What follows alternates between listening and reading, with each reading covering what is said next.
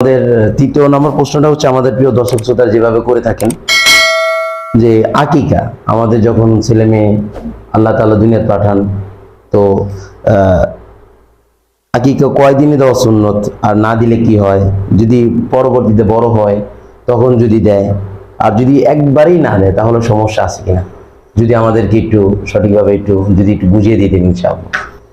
প্রত্যেক বছর যখন কোরবানি আসে এই সাথে সাথে আকিকার প্রশ্নটাও আসে এবং অনেক কথা আসে এর সাথে। আমি আমার মসজিদেও দেখেছি বহু প্রশ্ন এই বিষয়ে। আকিকা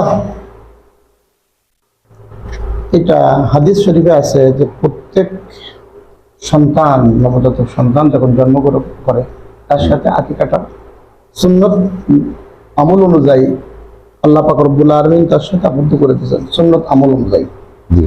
আকিকাটা কি সুন্নত। নাসাই শরীফে আছে যে আকিকা সপ্তম দিনে উত্তম। সপ্তম দিন বলতে কি বুঝছেন?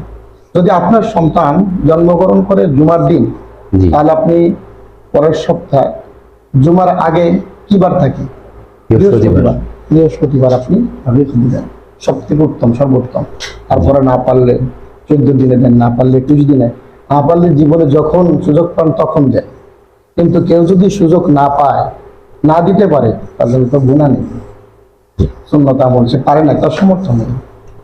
এতে সমর্থন না থাকলে তো ওয়াজিব আমল, ফরজ আমল সমর্থন নেই, যে পারতেছে না, শরীয়তে যেটা একদম পারতেছে না সে, তখন তো আর কোনো কথা থাকে না।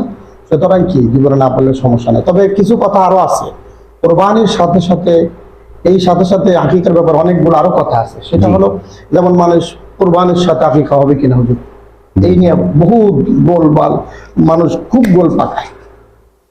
কোরবানির সাথে আকিকা জায়েজ আছে, সমস্যা নাই। তবে দুইটা আলাদা আলাদা আমল, আলাদা করা অবশ্যই উত্তম, পৃথক ভাবে করা উত্তম। তবে যদি সাথে কেউ করে এটা বৈধ আছে, এতে কোনো সমস্যা নেই। যদি ছেলে সন্তান হয় তাহলে হাদিস শরীফের মধ্যে উল্লেখ আছে 7 আনে 2টা ছাগল। আর যদি কন্যা সন্তান হয় 7 আনে 1টা ছাগল।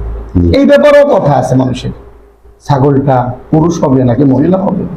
এটা অনেক কথা, উভয়টাই জায়েজ, কোনো সমস্যা নাই।